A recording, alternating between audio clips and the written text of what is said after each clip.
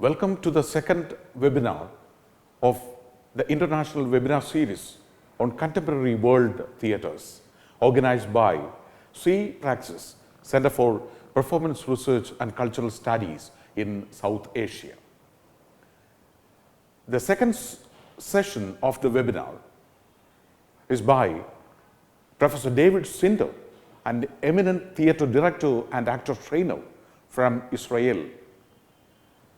And this session is designed to pay homage to the amazing memory of an eminent theatre personality and director and writer, Professor Philip Cirilli, who passed away 2 months back. David Zinder has completed his PhD from the University of California at Berkeley and conducted many workshops and productions internationally. Around 70 productions he has produced in the last 20 years. David Zinder's notion of image work training is detailed in his work Body, Voice and Imagination, published in 2010, and has become one of the phenomenal works in actor training recently. David Zinder is an inaugural member of the Michael Chekhov Association of the United States of America, is one of the few exponents of Michael Chekhov technique at the moment. David Zinder will be introduced by one of his students, Dr. R. Srijit. Welcome to the second session of the international webinar on contemporary world theatres by David Zinder, organized by Praxis. I have been fortunate enough to participate in the acting training programs of many acting trainers around the world. But among them, only very few can be hailed as great masters of this field. Professor David Zinder is absolutely one among that few. Our relationship began at ITI, earlier this institution known as TTRP, in Singapore. My training under him, which lasted for 1 month, is still an unforgettable experience in my life.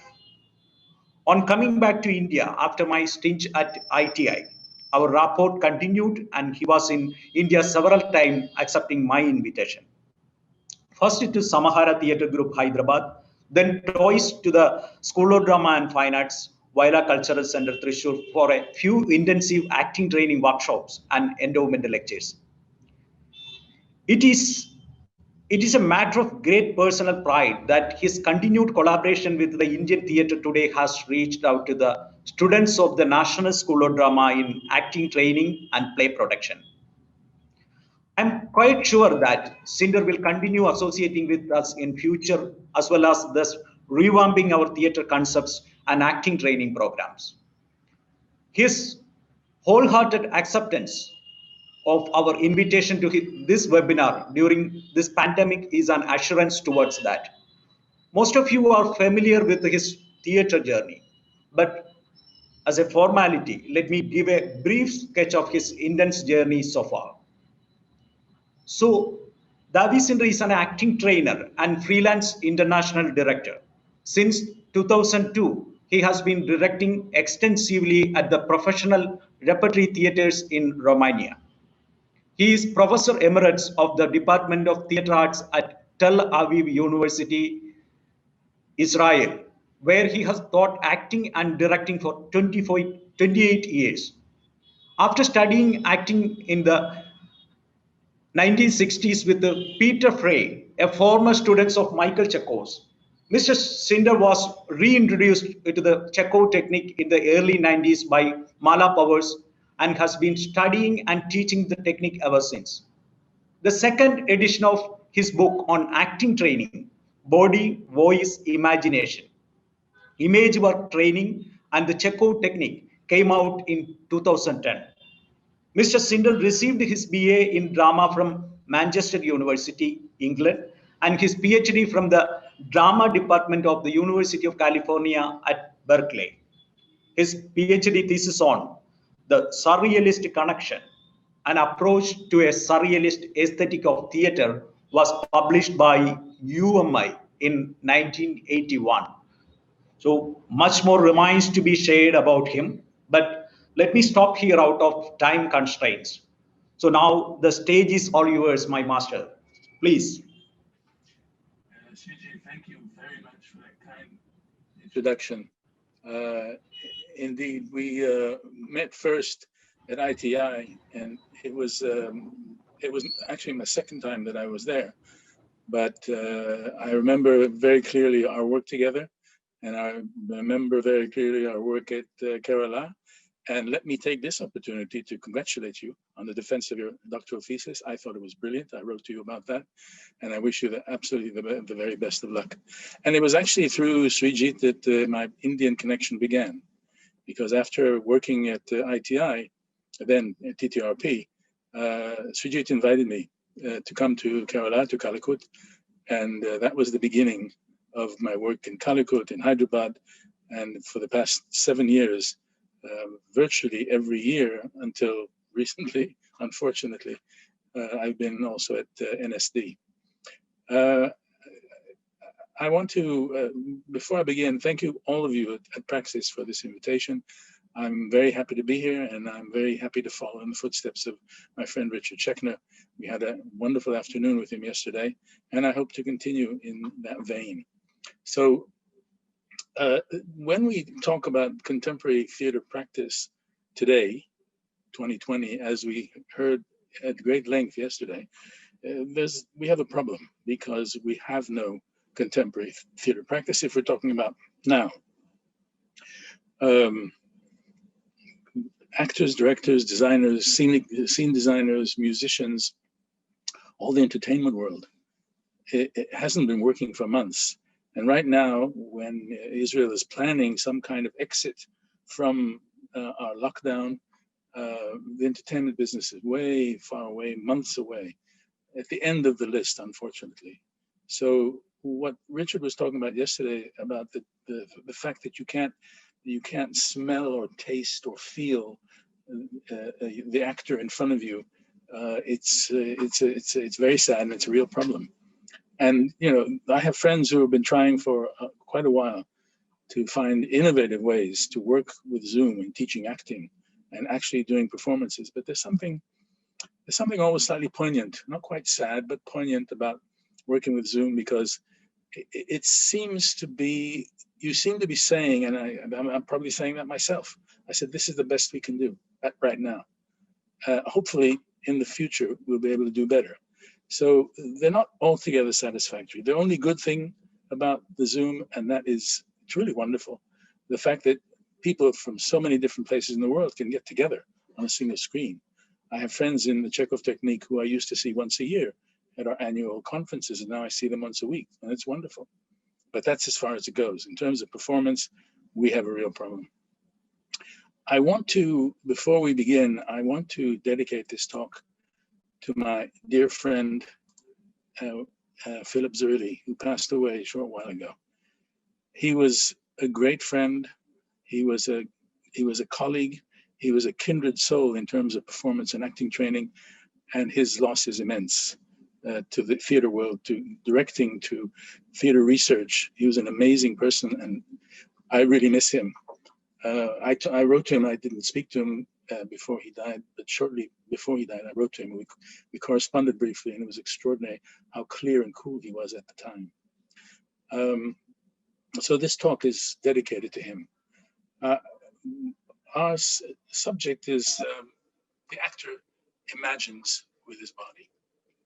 I want to bring in a quote that I found, which from a non-theater person, but I thought it was a good thing to do to begin this talk. David Hume, the British philosopher, wrote, "Men are mightily governed by the imagination," and that's the topic of our work. So I have been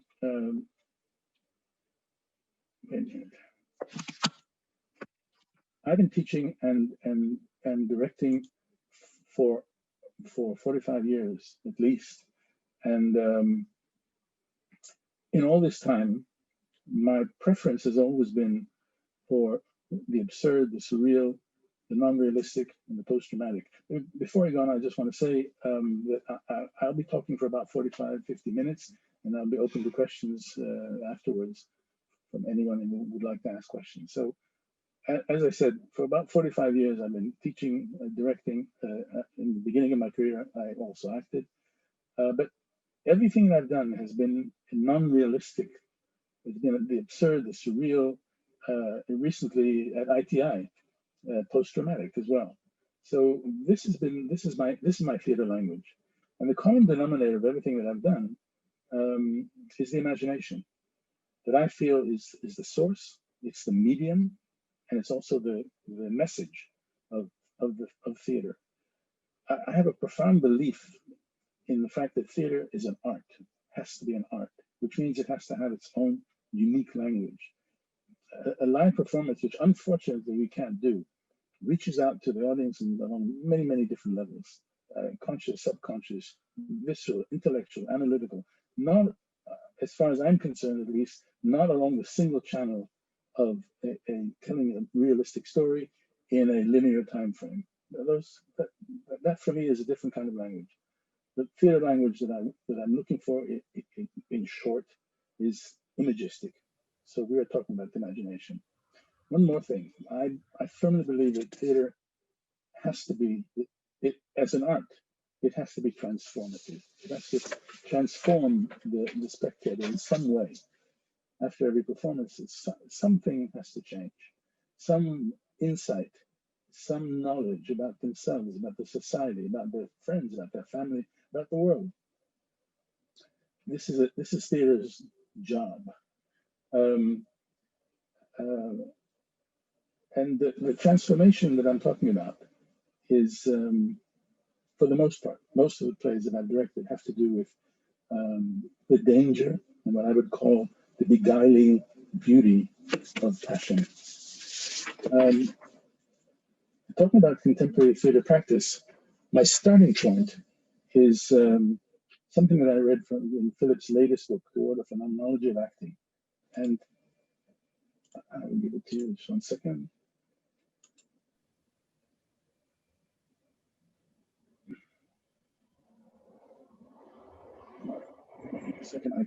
I can't see the share. David? Yeah? There is a small problem with the audio. Could you somehow increase the volume? Yeah, audio is not clear. 1 second. Yeah, this is the maximum. Abhishek, you direct him to Can you hear me? speak. Can you hear me now? Mr. Zinder, maybe can you come a bit closer to the monitor, maybe? We'll try. Yes, of course. Okay, somebody has to help me because I don't see the share. How do I see it? So there is an icon on the right on lower right. Yeah, the orange one. Please click on that. Sorry. The lower. I see a number of people and myself, and I would like to see this. Can you stop sharing now? I will direct you to share the presentation. Yeah. Okay. Now please click the button share screen. Yeah. And now, do you see the PPT open? Yes, I do. Oh, I see. I made a mistake. Okay. All right. Yeah, I got it. I must apologize. This is the first time that I'm doing a lecture with PowerPoint. So if there are any problems, please excuse me. It's new to me. So like I said, my starting point for this talk today is something that a kind of challenge that Philip writes in his book, his last book, unfortunately, Toward a Phenomenology of Acting. He's looking for a paradigm of acting training with sufficient explanatory and or practical power. Wait a minute, 1 second. I'll get it in the end. There we go. Okay, a paradigm of acting training with sufficient explanatory and or practical power and flexibility to fully inform the complexities of the work of contemporary actor. This is something that he's looking for. It's something that I believe he also found in his own work, but let me go over that again, because that is what we're going to be talking about. Looking for a paradigm of acting with sufficient explanatory and or practical power and flexibility to fully inform the complexities of the work of the contemporary actor. So in order to investigate this paradigm, I want to investigate it through the body-imagination symbiosis, which we'll be talking about a lot today, which appears in Philip's book, Toward the Phenomenology of Acting. It is the central concept in the Chekhov technique, and it is a concept that runs right through my work, my technique, which I call image work. All three of these, and Chekhov is huge, and he's amazing, unbelievable, and I'm very, very careful about comparing myself to him. But nevertheless, I think all three of us, Philip, and in the Chekhov technique, and my image work, we all offer different but similar answers to that paradigm.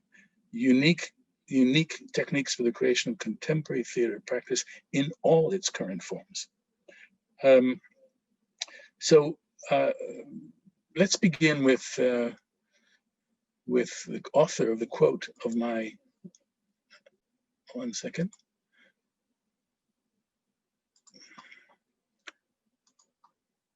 And that is, there we go, Michael Chekhov. I won't go into all the details of his career, but let me just say a few things about him in case you're not familiar with him. He was a brilliant student and actor with Stanislavski in the Moscow Art Theater.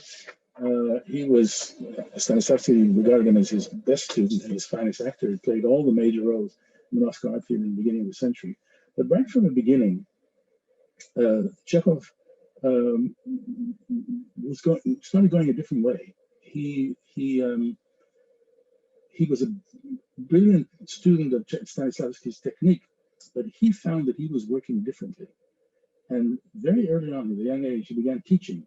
And what he began teaching his own way of working, which he was analyzing himself to try and find out how he works. And then when he discovered what he did, he gave it a name and invented exercises for it. So the only part that I want to talk about in terms of Chekhov's technique is in the perspective of this paradigm that I mentioned before. And it's to Stanislavski's credit, by the way, that despite the fact that Chekhov was working in a very, very different way from him, he appointed Mikhail Chekhov to be the head of the second studio. So he respected his difference. And when we're talking about Chekhov and contemporary theater practice, I want to put this in a perspective of time. Chekhov created his technique more or less fully sometime between the late 30s and the mid 50s of the last century. And he, when he died in 1955, his technique sort of went underground. It was kept alive by students, by people like Mala Powers, that Srijit mentioned earlier, Beatrice Straight, who worked with him in England and in America, George Dunlop, a friend of his, Blair Cutting, many others. But something wonderful happened in 1992.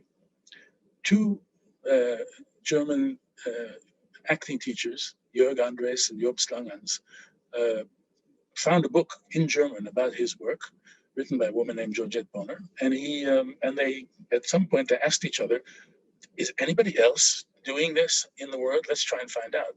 And the result of that was the first international conference on Michael Chekhov in 1992. And since then, over the years, the Chekhov technique has blossomed and become one of the most important techniques in the world. And it's taught everywhere, anywhere you can think of, anywhere you can put a pin in a map. The Chekhov technique is being taught today. And throughout his books and his writings, he kept talking about his work as the basis for the theater of the future. So perhaps when I said at the beginning about the hope for the future, perhaps one day we'll be able to fulfill Chekhov's desire for this theater of the future. The full quote of the heading of my talk is as follows: the actor imagines with his body. He cannot avoid gesturing or moving without responding to his own internal images. Elsewhere in the book, he writes, the inner life of the images and not the tiny experiential resources of the actor should be elaborated and shown on the stage. Tiny experiential resources, meaning the actor's own biography, own stories, own traumas, that was an essential part of the Stanislavski work, and then later was taken up by the group theater in America and became what is known as the method. Chekhov wasn't there. He was going somewhere else. What this concept leads to, the actor imagines with his body, which is why I chose the title, is there are a number of things that are very important. One is that there's a profound symbiotic connection between the actor's body and his imagination. Second thing is that this connection is virtually autonomous. It's an autonomous system connecting movement to imagination, imagination to movement. The actor, in a way, doesn't have to do anything except be there in the performance space, ready to begin creating. And images will create movement. Movement will create more images, and on and on and on. So, like I say, the connection between the body and the imagination, according to Chekhov, and according to my own understanding, it's virtually autonomous. The combination of the physical and the imaginational, as far as I understand it, functions equally in any form of contemporary theatrical fare: realistic, imagistic, absurd, or post-dramatic. In all of these, the imagination. One second. Okay. The imagination is a uniquely human faculty. The imagination is a uniquely human faculty. As far as we know, animals don't have imagination, but who knows? But it is, it's elusive, it's ephemeral, it's unstable, it's fleeting, and it's endlessly fascinating. It's been intriguing philosophers and psychologists, neurobiologists for generations. But despite all the research that's been done over the centuries, it's still elusive. And that's because there's a built-in paradox in the imagination. On the one hand, the imagination gives us very clear imagery.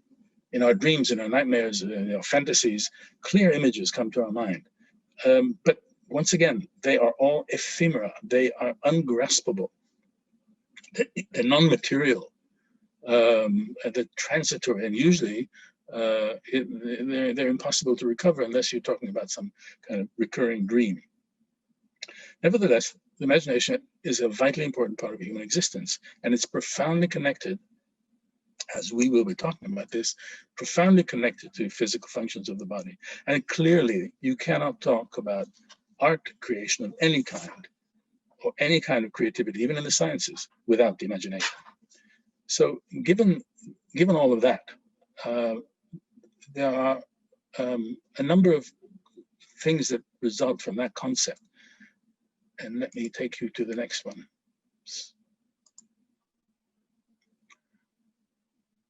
Okay, the repository of images in the actor's mind is vast, and it's one of the most important resources of the actor's art. The creative imagination of the actor functions differently in the performance space than it does in the daily activities of the actor outside the performance space, and we'll be talking about that a little bit more later. The practical, what Philip called embodied imagination of the actor can and must be trained. And my sense of it is that the symbiotic connection between the imagination and the body in the actor's creative work, the actor imagines with his body. My sense of it, that it's verifiable. Not scientifically, but experientially for sure. So we're going to try and talk about this concept of embodied imagination as it relates to contemporary theater practice. So training the imagination. as I said, imagination functions in our life all the time. But when you're working in creative work, you'll find that it functions differently for the actor in the performance space. Eugenio Barba talks about the performer moving out of his daily life into extra daily life. Chekhov talks about the necessity to cross the threshold. In all the Chekhov workshops, almost all the Chekhov workshops that I've done, my colleagues have done, this is the way a workshop begins. Actors cross the threshold into the performance space and they become different. And there's a Bhutto expert named Frances Barb who lives, she was in England, but she wrote something wonderful about this state of performance. She said, an actor in a state of performance has highly receptive flesh, heightened senses, and an activated imagination. So in the state of performance, in this, the actor, once he's crossed the threshold, in a state of performance, the imagination of the actor works in two directions. It works inwardly to this vast repository of images in his mind, and it works outwardly. It radiates, as Chekhov calls it, out towards his partners in the performance space. Now, it's interesting that over the years, the imagination has been accepted as a given, not something that is specifically trained. It's vitally important in almost every acting technique, but there are very few people who actually train the imagination as such before work on character or scene. And there are a number of exceptions, but the concept of this is to train the imagination as a prelude before you start working on anything else. Just by way of example, when I taught at Tel Aviv University, I usually taught a course of 2 years. The first year was totally devoted to training. No work on character, barely work on voice. It was only in the second year that we moved into work on character, using that work from the first year as a basis. So the exceptions for today, and there may be more, are Michael Chekhov, as I said, Philip Zerilli, and my image work, which is aimed at one thing, at training the actor's physical expressiveness, coupled with a multi-level training of imagination. Hi, David. Yes? Hi, Biju here. When you pop up the PPT, there is a problem with your voice. Otherwise, this is very much audible. Okay. There you go. Is that okay? Can you hear me now? When you raise your PPT screen, there is a problem with the audio. Okay. I'll try and I'll see what I can do. Okay, I apologize. I apologize. I really have very little experience in working with PowerPoint. Okay, can you hear me now? Can you hear me now? Yes. It's clear now. Yeah. Okay, Please. good. So like I say, in terms of training the imagination, for today's talk, and there may be more that I don't know about, but for today's talk, I'm talking about Michael Chekhov and his technique, Philip Zerilli and his psychophysical acting training, and my image work. And my image work is aimed at only one thing: developing the physical expressiveness of the actor and developing the connection between, developing the actor's imagination and developing the connection between the two, because they're impossible to separate. In Chekhov's book To the Actor, which he wrote in 1953, it's actually the only book he wrote. There's a lot of material about him in other sources, but the book he wrote was 1953, called To the Actor. He devotes one chapter, the first chapter, to concentration and imagination. But in all the major elements, and I'm not going to bring up the PowerPoint, although I have a lot of things I'd like to show you, but I'll try to do it without it. In all of his the major elements of his technique, the imaginary body, psychological gesture, and centers, which we will be talking about, in all of these, they depend on a highly developed imagination, so that in all the exercises leading up to these elements and other elements of his technique, they are preceded by imagination in training. And the basic assumption is that there is a symbiosis between the body and the imagination. That's the title of our talk, The Actor Imagines with His Body. Not only that, but he claims very clearly that the imagination can be trained and should be trained. Now, Philip's work is based on extensive knowledge of Indian acting techniques. His knowledge of Kalir Payat and Kathkali is extraordinary. And if you want to find out more about him, because I can't go in great detail today, his knowledge of and translation of these techniques of Indian martial arts and theater arts into Western theater is extraordinary, amazing. But he created, as you will see if you look in his books, meticulously detailed exercises, specifically for what he called the inner eye, the active, I'm quoting, the active embodied imagination. Now, again, I'm not going to bring up the screen so you can hear me, but from his book, I would like to read the following.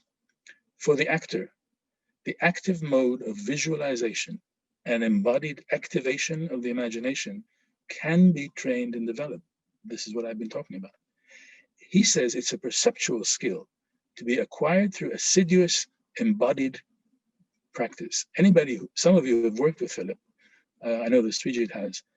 And his work in workshops and training is extraordinary detail, amazing. So this is what he's talking about in terms of assiduous embodied practice. There's nothing he does in the head. It's all in the body. He also talks about the inner eye as an organ for imagining, I'm quoting, for imagining, exercising that eye is an embodied journey of imagining that opens one's awareness. This is Philip. And like we talked about, Chekhov, about the idea of training the imagination before doing elements towards character and scene, he says the following: an essential dimension of teaching and learning process is inviting participants to incorporate processes of imagining while doing each exercise. So there's a fundamental belief in the need and the ability, the possibility of training the imagination. Now, given this, everything we've been talking about up to now, I want to go through how it can be done. How can you train the imagination? It's okay to talk about it, but there's got to be some way of doing it. So in image work, I'll give you some examples from my own work. In image work training, like I said, when I taught a 2-year course, the first year was totally devoted only to training. So, but the name of my book is Body, Voice, Imagination. And the reason for that order is simple. I begin from work on the body and physical expressiveness. And then the body, it's the body that creates the voice. So the next step is working with the body and the voice. And the imagination is the last, because like I said before, it's elusive, it's hard to grasp, it's difficult to work with. It's the most difficult aspect of the actor's training, the most powerful and the most difficult. So that comes last. But I want to give you examples of 2 exercises. One of them you can probably try to imagine. The other one I'll describe in detail. So if you want to find out something about your imagination, how does it work? And this is the object of this exercise. Even though it's a very simple exercise, I think it has very profound implications. So if you want to try it, what you need to do is to sit down somewhere in quiet, hopefully, well, near a window or somewhere. Sit down, don't lean back because it's work, and listen. Just listen. Now, when you hear a distinct sound, any sound from outside, from inside, try to catch the very first image that comes to mind. Not to identify the sound, but in the first millisecond after you heard the sound, I assure you there are images. Because if you're sitting there with your eyes closed, I don't know if I mentioned that, but you sit down with your eyes closed. You're sitting there with your eyes closed. It's a defense mechanism. I hear a sound and I don't, for a millisecond, I don't recognize it. My mind races through endless images to try and find out what it is. So I'm saying, catch that first image and hold on to it and look into it, search it. And you can move around. You'll find that you can move around and find details from that picture that came to your mind. Let me give you an example. Sorry. If somebody outside is walking by the window where you're sitting and is squeezing a plastic bottle and there's a popping sound. So when I tried this out, in order to give you an example for myself, the first thing that came to mind was a wood-lined study, a wood panel study that was in flames. And the popping sound was the popping sound of the wood, of different places of wood. Now, when I tried to zoom in to see what is going on there, I zoomed in on one knot of wood and a shower of sparks that was coming out of it. So this is what you need to do. Once you get the picture, move around it and try to find the effective detail, the one detail that satisfies you that that's what you were looking for. So in this case, maybe it's the shower of sparks from that knot that exploded. And once you get there, you have to do something else, which involves control of the imagination. Blank the screen, send the image away, and hold a blank screen in your mind, waiting for the next sound. Now, this moving around in the image, if any of you are familiar with guided imagery, it probably sounds familiar. So let me give you a brief quote from a researcher in guided imagery, Stephen Costin. He writes, "For visual imagery, inspection often involves a scanning process by which the participant directs attention across and around an image, simulating shifts in perceptual perspective." So this is a kind of guided imagery, but it's for a different purpose. And what it gives you, this simple exercise in terms of understanding the mechanism of the imagination, which I feel is so important to understand, to enrich the actor's work. If he understands how the imagination works, then it becomes an unbelievably powerful tool. It's not just a given, it needs to be trained. So what I'm saying, in this simple exercise, you get a practical experience of the connection between external stimuli and the imagination. The sound brings up a picture, not the identification of the picture, but some other image. It's there. You have to take my word for it. I've been doing it for many years. It also gives you a practical experience of the associative function of the imagination, because you're running through a great many images until you grab one of them. And it's a practical experience of how the imagination may be controlled and drawn upon at will to serve a purpose in the creative work of the actor. So this is the important thing about this. It's a very, very simple exercise. It's a practice in controlling your imagination, drawing things from it in order to make it work. Okay, but this exercise is the first one that I do in imagination training, and it's static. You sit down and you don't do anything. But since everything I do has to do with the body, then let's move into the body. Okay. Also, very simple exercise, but again, a kind of proof that the actor imagines with his body. One actor gets up, closes his eyes or her eyes. Another actor gets up and waits until the first actor has relaxed. Once he sees that she is relaxed, he goes to her and begins to sculpt her, begins to move her body in different ways. Now, the rule is that the sculptor has to avoid creating something immediately recognizable, or a cliche like a praying or horror or something like that. It has to treat every part of the young woman's body in a different way. And it's not up to the sculptor to interpret the body. It's up to the statue. So once he's finished, and she's in some pose that, of course, she had absolutely no idea she would be there. The second actor begins asking her questions. Who are you? Where are you? What are you wearing? What time of day is it?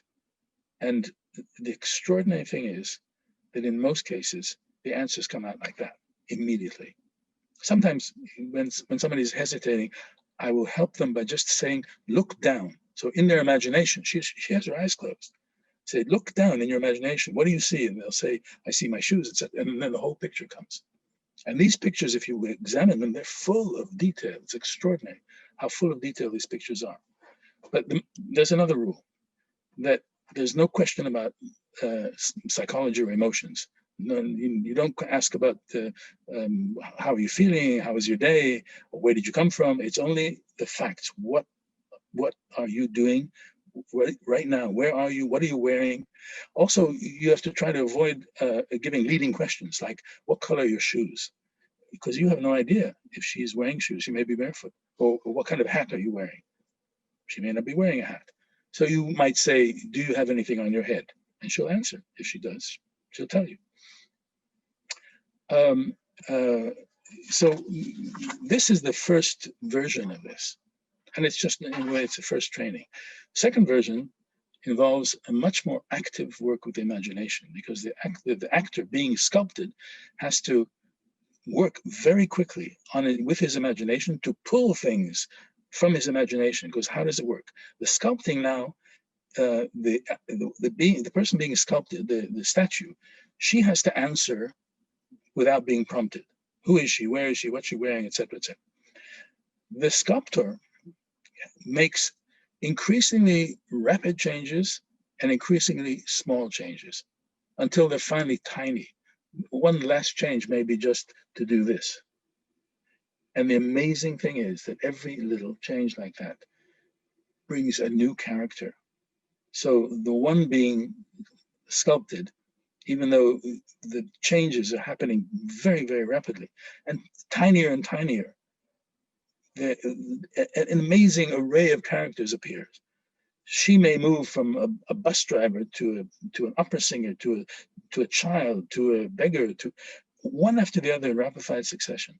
So clearly, that all this amazing world comes from the body. Moving the body works the imagination. So the idea is that these are very simple exercises, but they're very profound, because they are the ones that lay the groundwork for training the imagination, which is what we're talking about. In my own image work, the next step, the steps further on are increasingly complex exercises involving the body and the imagination in space. And the idea is to teach the actors how to consciously control their imagination and their body and the connection between the two. And I think this kind of work, which is focused on training the connection between body and imagination, focused on training the imagination and the connection between body and imagination, the actor imagines with his body. I think they're highly important in order to give the actor a creative approach to character and to moment existence on the stage. So these exercises are pure training. There's no connection to character. And I can give you an example of the result of this kind of training.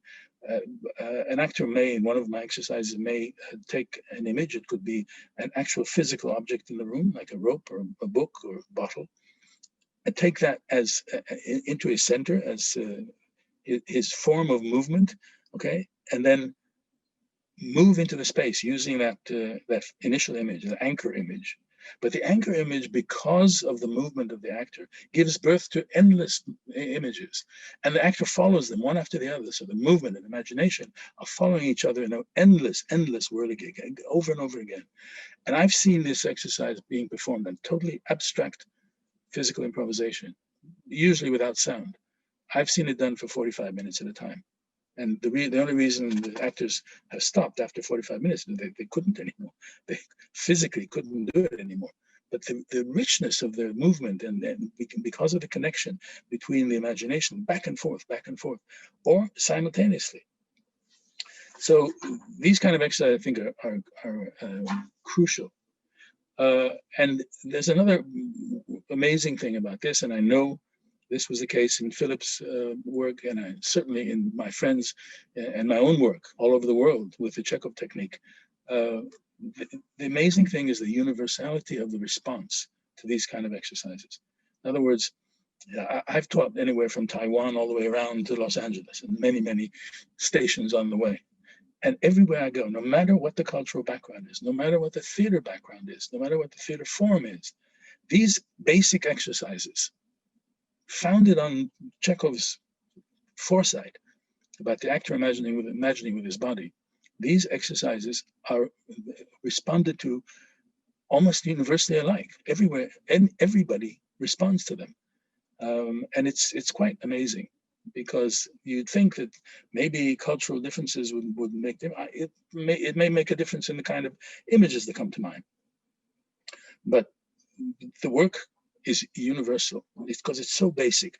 Chekhov, the way he created his work was analyzing the way he worked as an actor, and then discovering certain patterns, and then giving those patterns names, and then creating exercises. So this is why I think it's so natural that this should happen. In a way, it's not surprising. It was surprising for me 30 years ago, but it's no longer surprising. So what's important up till now is Chekhov's autonomous function of the body imagination symbiosis.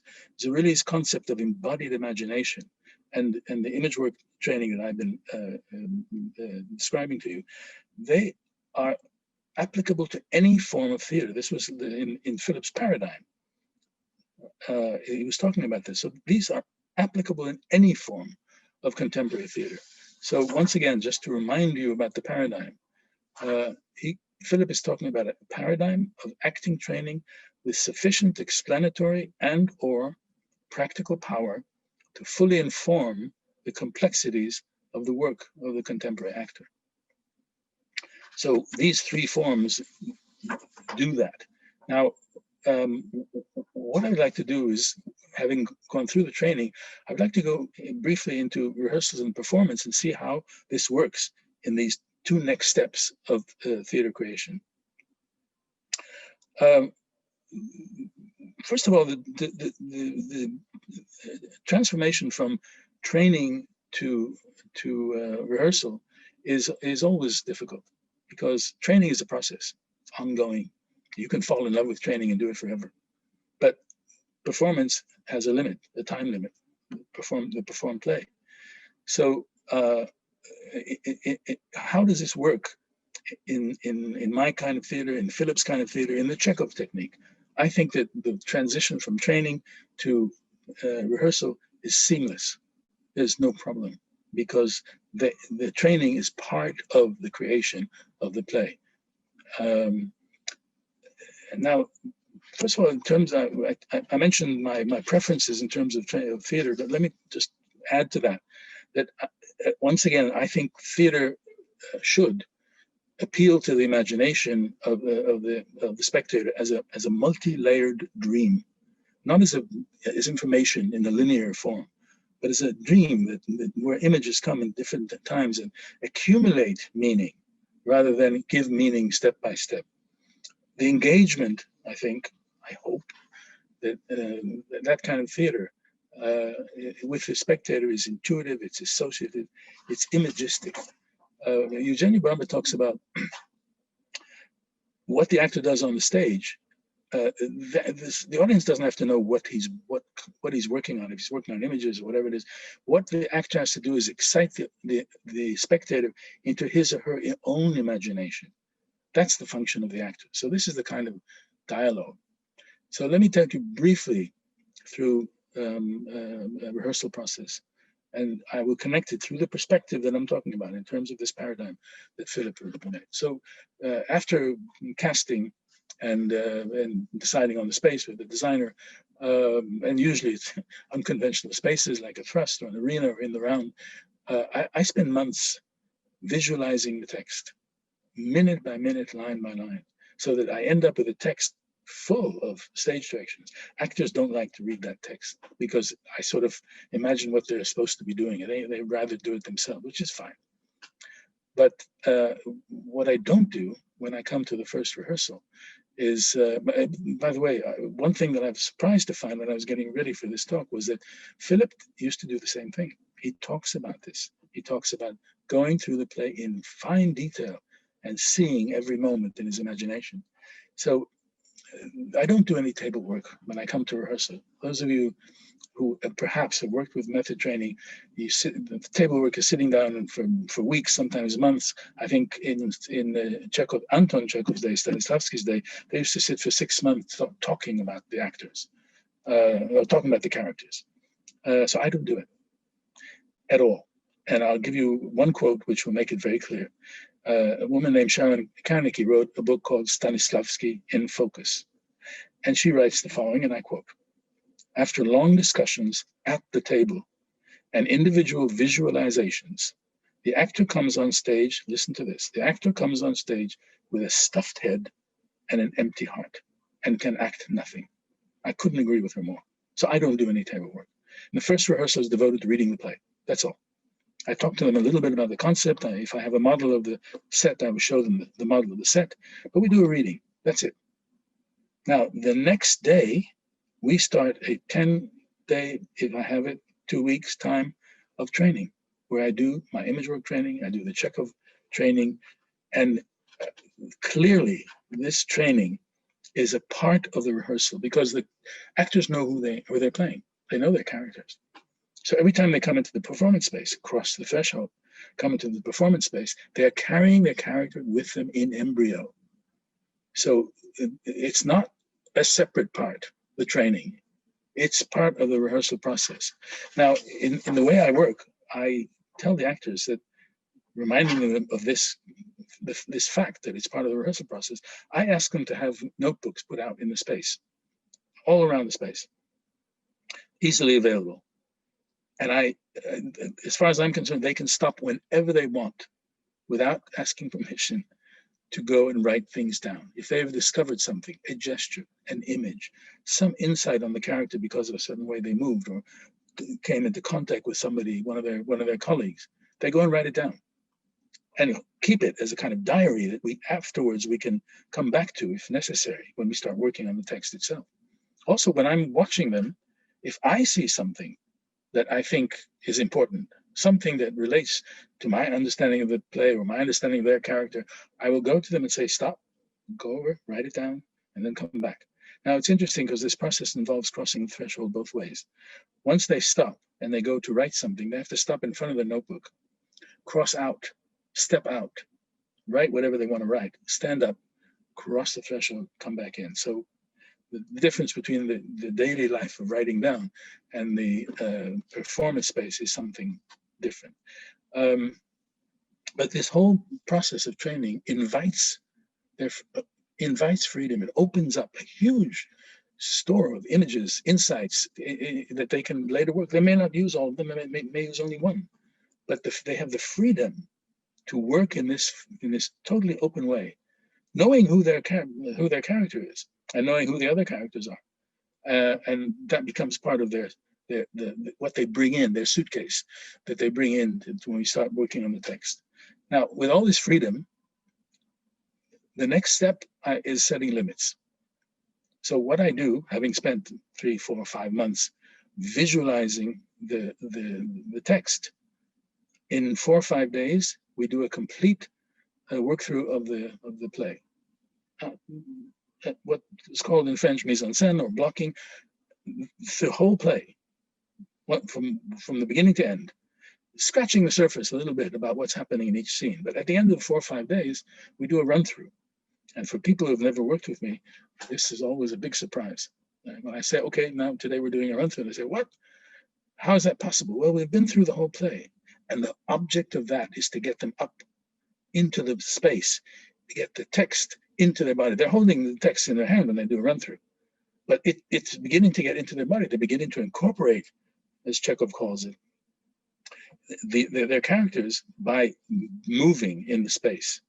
So after this process, when we start working on the text, training becomes an integral part of every rehearsal. It starts off being an hour. Slowly, as we have less and less time, we do maybe 15 minutes at the end. But the idea of in this time when we start working through the character, through the scenes, we begin bringing in the Chekhov techniques. And I want to talk a little bit about the Chekhov technique because I've been talking about it in general, and I want to just spend a minute or two talking about it. First of all, the technique, Chekhov technique, is a toolbox. There are a number of major elements in it. It's a huge thing. It's amazing what he wrote and what he created. But it's a toolbox. In other words, you go in, take a tool, see if it works. If it doesn't work, you put it away. Even the most important of his tools, psychological gesture, sometimes it doesn't work. So you don't use it. If it's not useful, don't use it. Now, there's a basic difference between the Chekhov technique and the method, or what Stanislavski did in his early years. In the method, the idea is that you go up to the world of the imagination, you grab your character there, and you bring the character down into you. So what you're playing in the end is self as character, or character as self. In the Chekhov technique, it's the exact opposite, and this is very limited. This is what we said before about the tiny experiential resources. It's very limited. How many huge traumatic events has any one person had in his lifetime? Chekhov says to do something different. Take yourself and go up to the world of the imagination, which is infinite. our imagination is alive and growing until the day we die. So go there and find the character there. So the result is that what the actor is playing, if he works with the Chekhov technique, is the image of the character, not himself as character. It's the image of the character. Now, because we mentioned that, I want to talk about one of the elements of the technique called the imaginary body. And it's, again, we're back into kind of guided imagery. The idea is to sit down quietly somewhere and spend some time with your character, meaning bring him or her up in your imagination and watch the character. You can actually ask it to do things for you. You watch the character doing day-to-day things. You can say to the character in your imagination, go and open a window and watch him or her. Also, you may watch her do things that she does in the play. And watching her doing these actions gives you a huge amount of information. And also, watching the character, you get a sense of the character's body as you imagine it. This is what I mean about playing the image. Now, there is a stage in this kind of work where the actor gets up in rehearsal and tells me and everybody else what the character looks like. And it starts off in the third person. She has long hair, but very soon it goes into first person. And if there are differences between what the image and your own body, it doesn't matter. If you're tall and you see your character, your Hamlet, your Richard III is very short, you do it. Radiate it, as Chekhov says, in your imagination. So you will become that short person. And on a number of occasions, I've seen these transformations, which are absolutely incredible. You're watching an actor that you know very well, and they transform before your eyes into somebody else. That's the power of the imagination. This is like somebody having a multiple personalities. It's extraordinary. And Chekhov talks about, there's a set of recordings of Chekhov where he talks about transformation is the very first thing that you need to do. So that's one of the major techniques, the concept of the imaginary body. And there are a number of exercises. Like I said, they're exercises in the imagination leading up to the work with the imaginary body, so it becomes effective. Now, the most important and the best known element of the Chekhov technique is the psychological gesture. Now, I can't go into the training for that. There is extensive training for that, but we don't have time for that. But let me give you some definitions. And again, I'm not going to use the PowerPoint. So I'll tell you what it is, so you can hear me at least. Michael Chekhov defines the psychological gesture as a will impulse colored by qualities. A will impulse colored by qualities.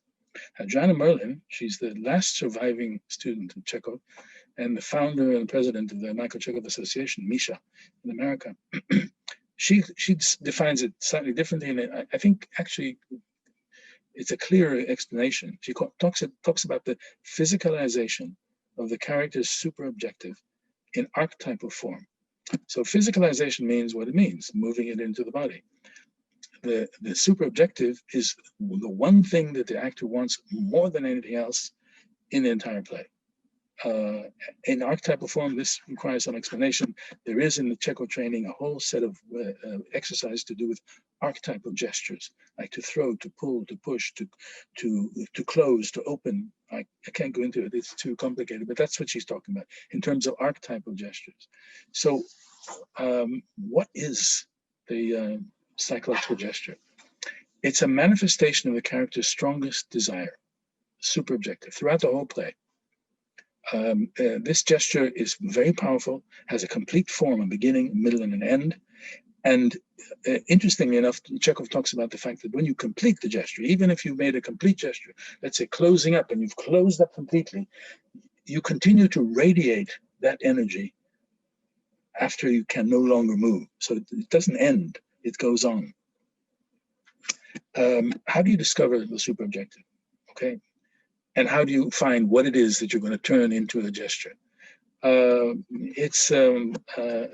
have to spend time analyzing your character. That's a little bit of table work, okay? And you have to reduce the character to its main desire. And translate that into a single active verb.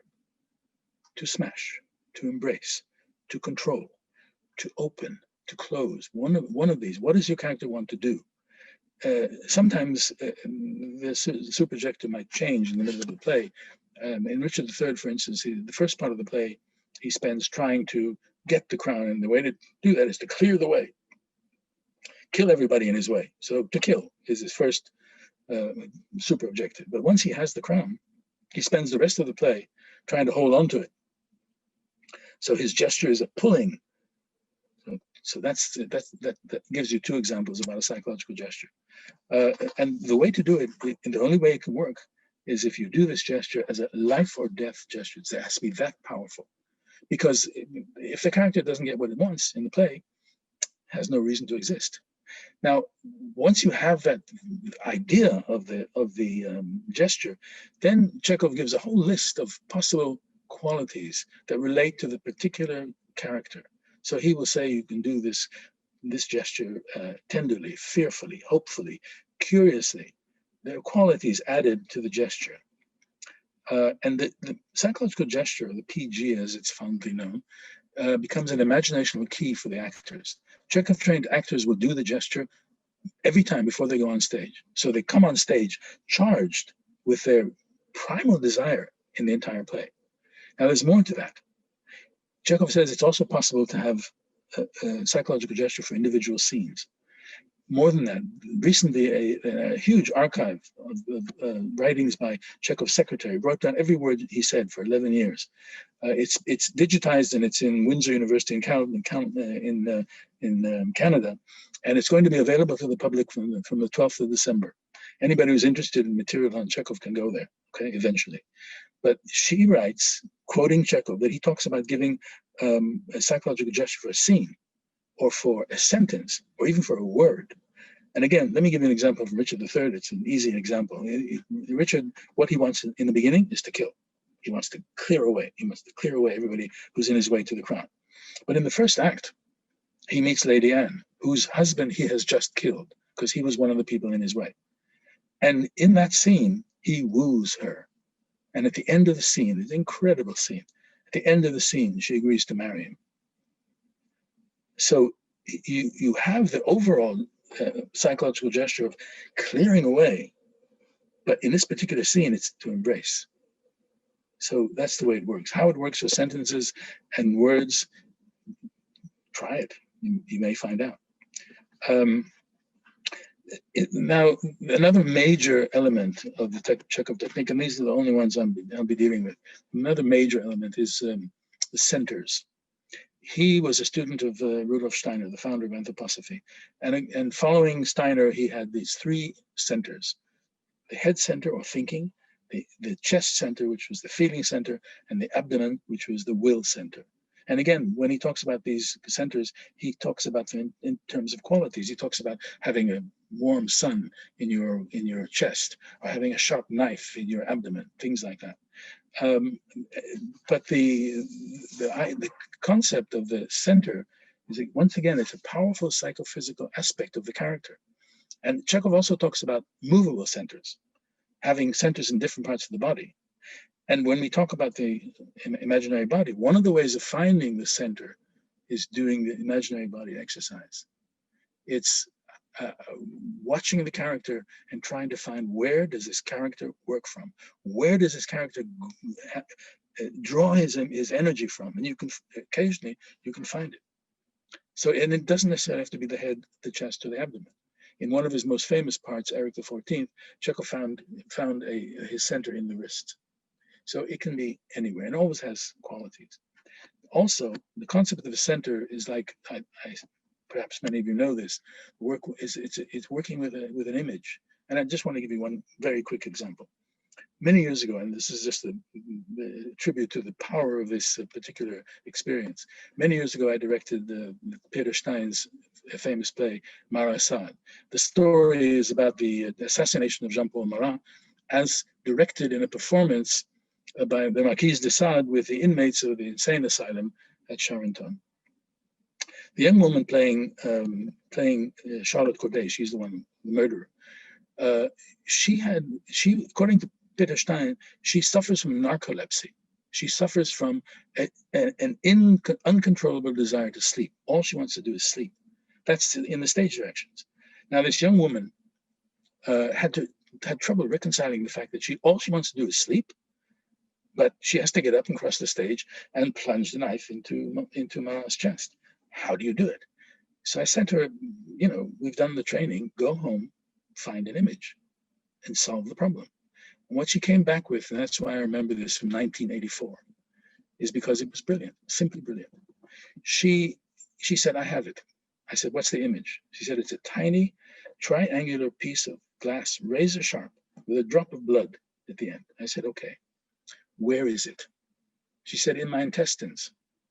Now, try to imagine this, having a razor sharp piece of glass in your intestines and moving. So first of all, she had to get up off her bench. She had to cross 14 meters of the stage to get to Marat's bathtub. She had to lift her arm. Imagine what that does to the intestines, lift her arm in order to plunge the knife in. So this was an extraordinary way of imagining something that she had absolutely no experience of, and she probably never will have any experience of. So again, this is the power of the imagination. So, as I mentioned before, I think coming back to our subject, it's the work that the Chekhov work, Philip's psychophysical training, and image work. They're all, as I have tried to describe them, they're natural. That's the way the imagination of the actor works in the performance space. Having crossed the threshold, that's what happens. It's not connected to personal biography at all. It's, as Philip asks, it's flexible and totally adaptable to any kind of theater. I want to talk briefly about performances, and that'll be the last thing I'll talk about, and I'll be open to questions. It's very extremely complex to talk about a performance, so I'm not going to go into all the details, but I am going to talk about one element which, like the imagination, I don't think it's trained. Usually, I train it, but I don't think it's trained. And that's this paradox, which is a fundamental paradox of theater, the first time repetition.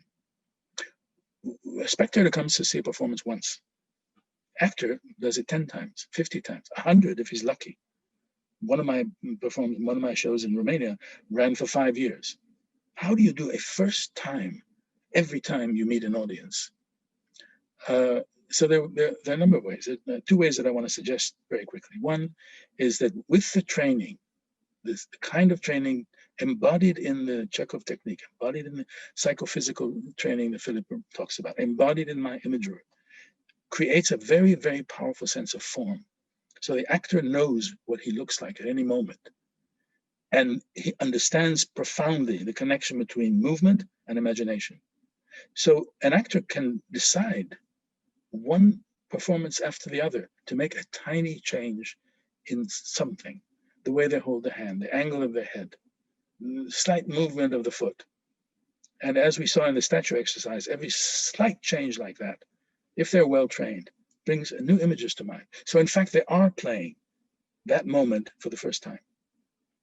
Now, the second possibility is, it goes back to image work training. It's something that I call plastiques. Now, I know many of you know that that's a term that Grotowski coined, and I borrowed it with the absolute greatest respect for Grotowski. But it's something different. It's connected to movement, but it's nothing like the plastiques as Grotowski imagined it or used it. The idea is to start an improvisation, an abstract improvisation, and again, being very, very much aware of form. If during the course of this improvisation, if you find a gesture, a form that you really like and you want to explore, then you do it again, and you do it again, and you look for the perfect manifestation of that form that you found. When you find the perfect form, you repeat it. And the object of the exercise is to learn how to repeat it for as long as possible, again and again and again. And once again, I can tell you from my own experience, I've seen actors, once they've trained in this, who can do something like that for 25 to 30 minutes. And the audience is riveted because every time they move, a different image comes to mind. So you're never sure what you're seeing. You're seeing it first time, each time. It requires training, and that's what I'm talking about. This first time repetition. I want to talk about, give you just two examples. How much time do I have, by the way, Biju or Srijit? Am I okay? Yes, yes. Please carry on. Yes. Okay. So I want to give. I hope I can use the PowerPoint for this. I want to give two productions that I did, where this concept was what made it possible. Everything I've been talking about, that's what made it possible. First one was Pedagogy, which I did a few years ago with the graduate students of the Zurich Art Academy. For me, Hedda Gabler was a mystery. So my starting point was a question: who killed Hedda Gabler? We don't see her dying; we hear the shot. Okay, so who killed her? And if that's the case, then I started a police investigation, and I'll show you in a minute. 1 second.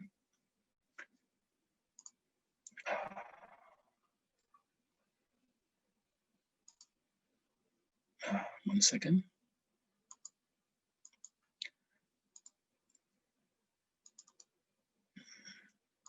So here's the police investigation. Here are 7 actors.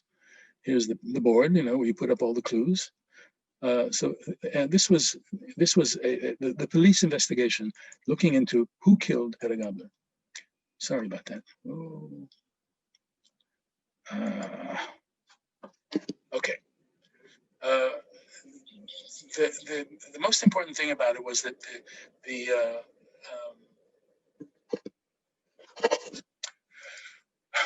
I'm sorry, I'm getting lost in the PowerPoint. The most important thing about it was that I divided up the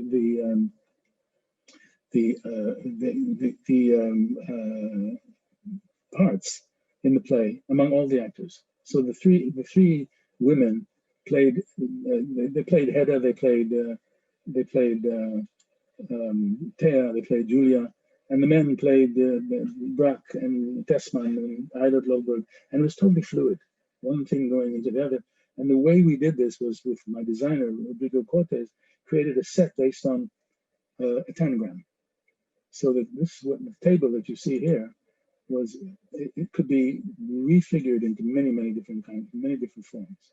Now the characters, because they were playing different characters all the time, moving from Hedda to Thea to Julia, moving from Tessman, and the combinations between all of them were changing all the time. This is, and sometimes playing duplicates. There are 3 Eilert Lovbergs and 3 Heddas, and they also had one other persona. They had themselves as police investigators, so they had a 3rd persona, and without a very clear score of who they are at any given moment, what is the body they're inhabiting at any given moment, what is the psychological gesture at any given moment for that character, and it may be just for 2 or 3 sentences, no more. Without this kind of training, it couldn't have been done. And if I hadn't been able to work with this kind of training, I wouldn't have done it in this form. So that's one example. The other example is the recent production of Blood Wedding. I call it Poema de Sangre, Poem of Blood. It was done at the invitation of the Festival de Otoño in Madrid in November. For me, this play, and some of you may have seen the video over the years. I've done it many times, but it's a fascinating play, and I love doing it again, over and over again. For me, the starting point for this production was the fact the novel by Marquez, the title of the novel by Marquez, Chronicle of a Death Foretold. For me, the concept of the death of 2 young men, Leonardo and the groom, and the death in life of the bride was existed in every single scene.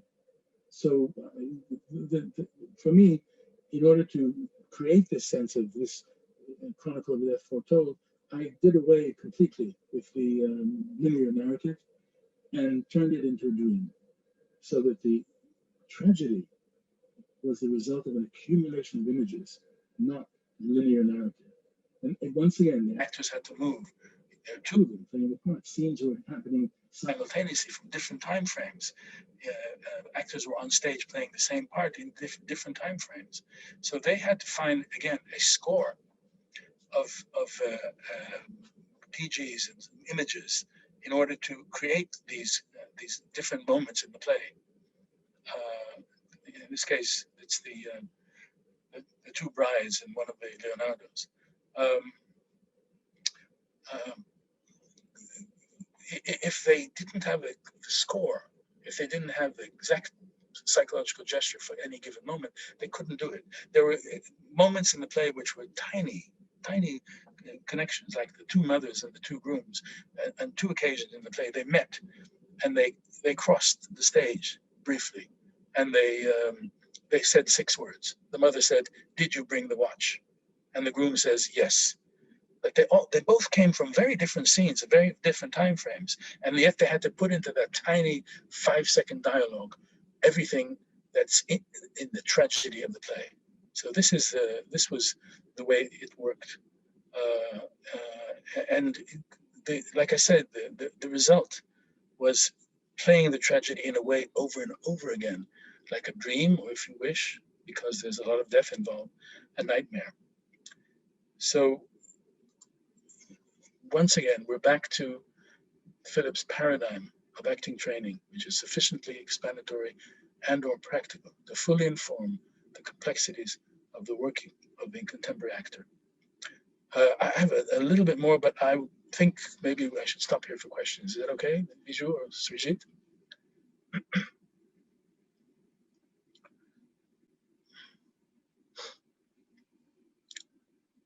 Srijit? Are you there? Yeah, I think so. It's time to have some. Okay. Yes. Sure. So I'm open to questions.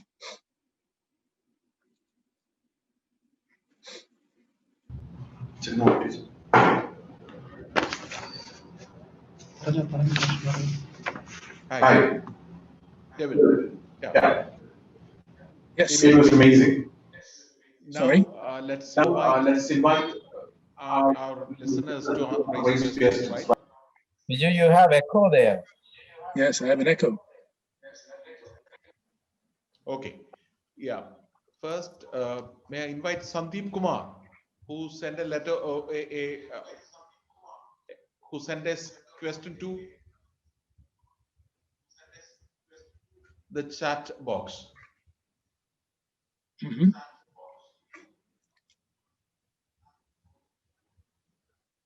Abhishek, please unmute Sandeep Kumar. If I read it correctly, it's how much the chat. Yeah, Abhishek, you can read the question. Please. Yeah, okay.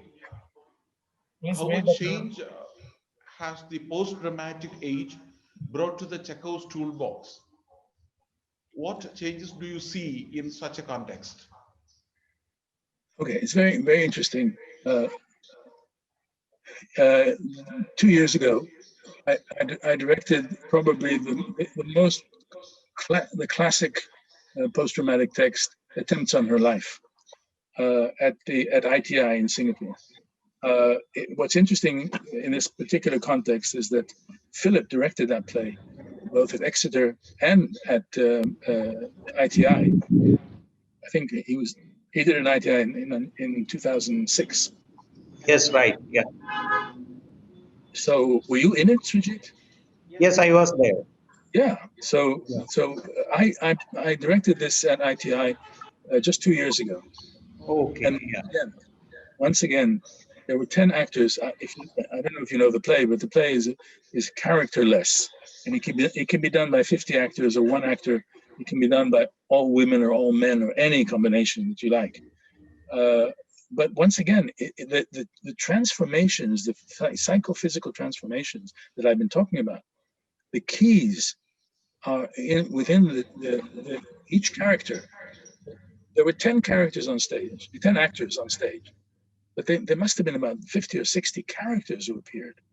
So the actors had to find their score, like a musical score, for each and every appearance. And each time they opened their mouth for text, they were somebody different. And actually, the production opened with the actors coming on and transforming, doing it like an imaginary body. They came on, stood in front of the audience with one character, transformed into another character, transformed into a third character, and went off. They had more. So, like I say, there were 10 actors and at least 50 characters that appeared on stage. So this was really the starting point of what I'm talking about. These techniques that I'm talking about, the Chekhov technique, is concept of the theater of the future. Philip's psychophysical exercise and psychophysical embodied imagination, and my form of image work, all these are totally adaptable to any kind of theater, any and all. And I think the case for post-traumatic makes it even stronger, because all you need is a score, and you're not playing something out of your own life. You're not playing yourself. You're playing an image. So you can have endless images over a period of what, an hour, half an hour. Does that answer the question? Yes. Great, David. There is Yes. another question from Neeraj Sia. Yeah. Neeraj asks about whether first you assign a character to an actor after the training period, or is it a process during the training? Developing a character from an actor. No, generally no. When I go into working on a production, the play is already cast. Very rarely will I make changes or go into a production not knowing who's going to play, because when they do the training, I need to follow them in perspective of their character. So no, the characters, the actors know who they're playing when they go into the rehearsal. It'd be very difficult to work any differently. Also, like I told you, since I visualize the play in great detail, I do that without knowing who the actors are sometimes. But then when we do the casting, it's because I have a clear image in my mind who of the available actors should play which part.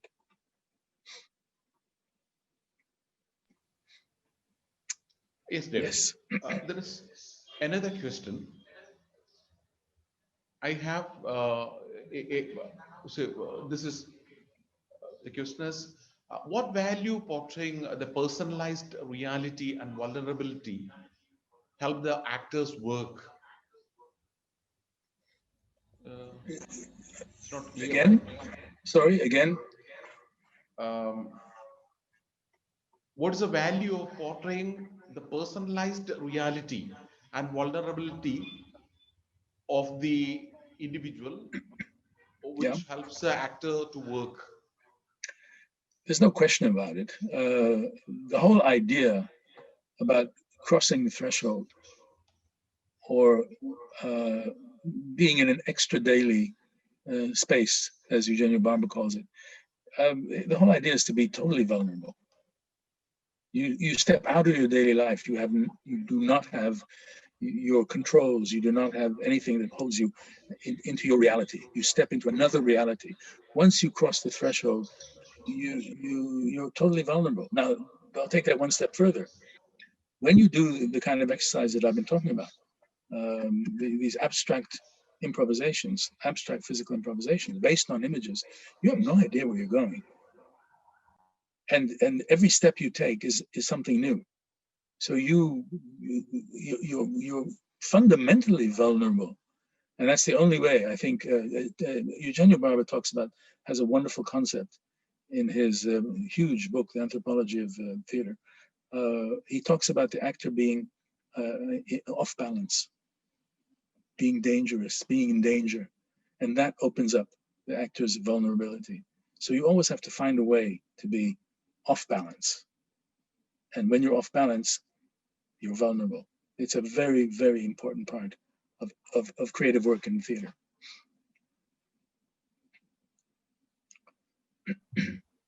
Yes. David, there is another question from Nirban Manna. Yep. He asked, how do you connect your idea of imagining with body in relation to Grotowski's Via Negativia and Bowles' statue theory and rainbow of desire? Sorry, can you say that again? I missed the. How can you connect again? How do you connect your idea of imagining the body with Grotowski's Via Negativa and Augusto Boll's rainbow of desire? Yeah. I met Grotowski once in my life, but he had a huge influence on me, and I think his insistence on absolutely precise physical work. I don't think he talked about specifically, certainly not in Towards a Poor Theater, that Eugenio Barber wrote the book which chronicled Grotowski's work. He doesn't talk specifically about training the imagination, but I have no doubt that it's there. And besides, for me, the amazing physical work that Grotowski created with his actors, and I didn't see him working, and I've seen his productions only in video, unfortunately, but I did have the great good fortune of meeting him at Eugenio Barber's theater in Denmark.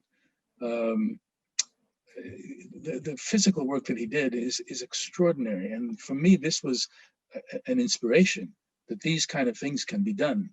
And when in one of the training tapes that you can see in the Odeon archive, you see Richard Czeslak, Grotowski's lead actor, working with Tage, with one of Eugenio Barber's actors. It's amazing in terms of the physicality of it. And that, for me, was the inspiration. And I don't know if if Grotowski talked about training the imagination. I'm not sure. Richard Schechner wrote a huge book called the Grotowski Source Books, and maybe it's there. As far as the Rainbow of Desire, I must admit, I met Augusto Boal. I've read his book, but I can't make the connection. I can't. I don't know it well enough. Sorry.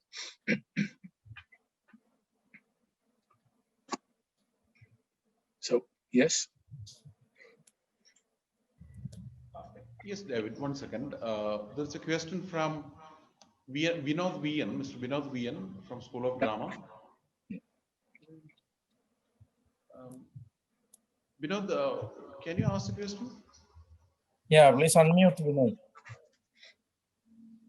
Yeah, here is a question. Is there any physical or psychological danger in the technique, this particular technique for an actor? In my entire career, and I've been teaching since, you figure it out, I've been teaching since 1976. In my entire career, there was only once that I stopped an exercise because it was dangerous. In that very early form that I was working at, that exercise I mentioned about using objects as something that causes you to move. This young woman at Tel Aviv University brought in a wine glass.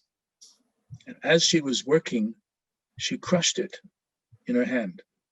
And she continued working. She totally did not feel it until I stopped the exercise. I said, you cannot go on, because she was bleeding profusely from her hand. But that is the only time. Now, the danger is going too far and not being aware of your body. And that's why the training is very meticulous and very methodical, leading up to a very, very strong concept of form. Chekhov talks about one of the wonderful things about the Chekhov techniques. He talks about the four brothers, the feeling of beauty. He says beauty is in everything we do. The feeling of form, the feeling of ease, and the feeling of the whole. These are the four brothers: the feeling of beauty, the feeling of ease, the feeling of form, and the feeling of the whole. But the feeling of beauty is in everything we do. The feeling of form is everywhere we move, we are creating a form. And the training certainly Gotowski's training, certainly Philip's training, and my own, the development of the sense of form of the actor is super meticulous. So the only danger is that this will, if you take it too far. Now, in this case, again, I admit this was very, very early on. I had just started teaching. I had not developed the image work yet. I was working with images and with objects and whatever, but this particular exercise, I stopped. And the amazing thing was she was holding the glass and bleeding. And she looked up at me and said, "Why did you stop the exercise?" So that's the only example I can give of danger. But you really do have to be in control. You really do. There's a production that I didn't mention that I did many years ago, the one that ran for 5 years. It's called The D-Book. I did it at NSD a few years ago. It's about possession. And the actress, the young actress who was playing the part of the woman who was possessed, at the end, there's an exorcism. She's in a circle, and she's not allowed to go out of the circle. And she goes through the most extraordinary paroxysms because of the exorcism. Her lover is being torn out of her body, literally torn out of her body. Now, in the 5 years that this performance was on, and I saw many, many performances over the 5 years, not once did she go out of the circle, no matter how wild were her paroxysms, how wildly she reacted to the exorcism. And there was screaming and yelling and rolling around and beating her head on the floor. And it's hard to imagine. Not once did she touch the red line. So she was, despite the fact that she was going crazy, she was absolutely precise. And in a way, this is one of the things that I really think is terribly important in the work of the actor, is precision. Precision. If you can do the same thing, again, exactly the same thing, but fill it, like in that exercise that I described, fill it with your own images.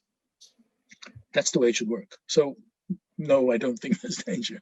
I think there's, sometimes these exercises can be absolutely exhilarating.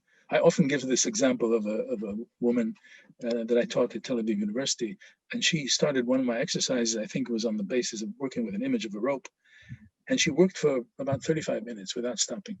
And we were sitting there with our mouths open, absolutely fascinated. And she didn't lose herself.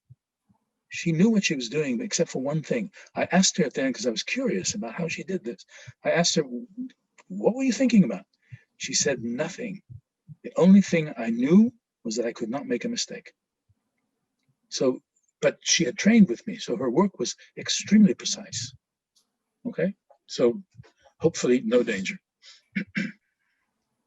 Yes, David. There is only one more question. Sure. From Vinod Kumar. The question is, as an actor struggles a lot to come out of the character when involved too much with imagination, which attempts to be an image of the character. I would like to hear your comments on this. Does it need some special training to restrict the level of involvement? It's hard for me to answer that question, because when you start working, it's like when you start a rehearsal for a play. You work on the play and you stop at every sentence and every moment, and you develop, and there are pieces and pieces and pieces of the play. But in the end, it all comes together, and all the little pieces are invisible. It's like a puzzle that's come together and it's been wiped clean, that you can't see that it's a puzzle. So the same thing happens when you're working on a character with these techniques. The details of the work over a period of time disappear. They disappear. You don't remain. Like, for instance, I'll give you an example.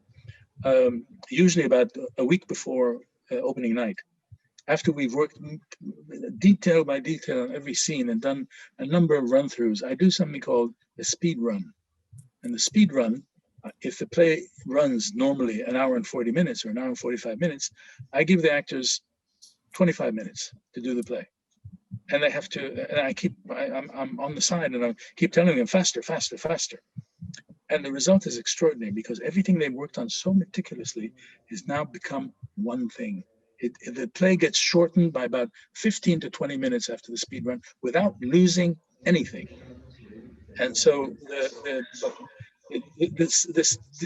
the separation between the image and the actor and the character disappears in the end. Yes. David. Yeah. Now we are going to conclude today's session. Quite a few announcements regarding tomorrow's program. Tomorrow we have our session 3 by Arnie Neem, theater director and acting coach, at 2 p.m. in the afternoon Indian time and 7:30 p.m. Sydney time. If there's any change in connection with the daylight saving time in Australia, you'll definitely be notified immediately. Okay. Okay. So may I invite Mr. Atul, the technical coordinator of the webinar series, for a formal vote of thanks. Thank you very much, Vijay sir. My duty is to turn a vote of thanks to this function. Dear all, as people of theater, it is essential to understand the component of acting. Performance is not simply of body, but that art and craft is designed by imagination as well. We are very fortunate to have this interactive session with Professor David Zinder. It has been a wonderful learning experience, Professor. I thank you personally and in the name of CPraxis, as well as all the participants here today. The success of this webinar has, of course, been our enthusiastic participants. I'm wholeheartedly thanking all of you and also expecting this support to continue for our upcoming endeavors. Thank you, everyone, once again. Thank you. Announcing the closure of this. Thank you very much. Thank you very much. It's been my pleasure. Thank you very much. Thank you so much, David. Thank you so much. Thank you, Viju.